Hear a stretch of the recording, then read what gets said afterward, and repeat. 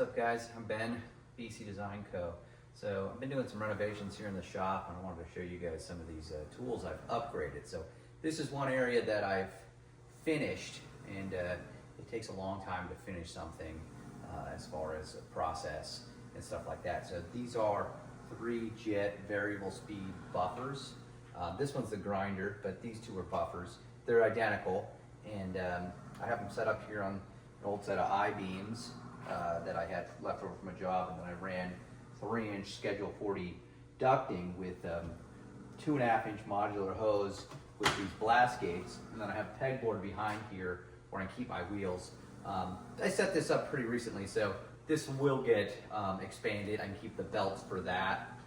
That's a 2x36 multi-tool up here, and like I said, I got the blast gates with the dust collection and a DeWalt Stealth Sonic vacuum, and it just works awesome. So another thing I did is that I put in these floor mats. These are just Home Depot kitchen floor mats. So when I designed all this, I designed the mounting plates for these buffers on the stands around the mat. So I put the same bolt pattern into the plates. When I bolt these down, the mats kind of locate around it so they don't move. So if I drop something here, I can find it because of the mats. They kind of won't bounce out. And you kind of like either go in one of these holes if it's a small little part, or you know, it just hits the ground and stays there.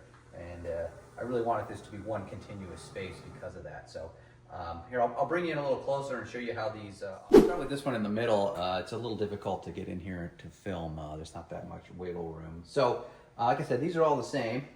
And they're all tied into this DeWalt Stealth Sonic vacuum. So you see how quiet it is. So what I'll do is when I turn this on, first I'm going to open one of these blast gates. So I'll start off on this, or maybe I'll actually do this green one here. So I'll open that, hit the power button, and these range from 900 to 3600 RPM. 90% of the time I run these at 1800. But if that wheel gets smaller and smaller, you increase the RPM, or you want to really hog some material, I'll go up to 3600. But if I'm just doing deburring, this is where I'm at. So I'm going to turn that one on, and you'll hear the vacuum go. And I'll just show you a demonstration with a piece of chalk here, see how well it works. So you can come in, see it really start to.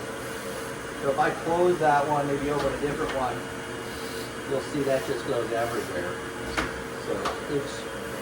So when you're deburring like this, it just makes it so much nicer to have a vacuum right at the source. And I'm not really producing any heavy spark load. This is all just particulate and fine dust. So I'm not too worried about catching anything on fire either. Then I'll show you it goes down to 900. It's at 900. And this is at 3600. Also, these are coarse Scotch-Brite wheels for deburring. The green is incredibly aggressive, and the blue is lighter. The maroon is very soft. These are from Combat Abrasives, and I'm very happy with it. The green will polish, do like fillet blending on stainless wells. So, you know, but most of the time, that's just a little too aggressive for what I'm doing. So I run them at 1800. Turn this buffer on, or this grinder, and this is a vacuum switch that turns on the vacuum here. So I'm going to turn this on at 1800 RPM, and then I'll open this blast gate. I got to close this one, and now you can see how much that just sucks it in there so nicely. So if I go and turn this off, close the blast gate, you can see that dust just goes everywhere. Here's that DeWalt Stealth Sonic vacuum. Like I said, it's all just plumbed in with Schedule 10 3-inch drain pipe, because these modular hose, 2.5-inch modular hose, they give you, or you can buy these, which is a 2.5-inch adapter. It goes right into the 3-inch Schedule 10 drain pipe, and then this is my contraption that I made up here.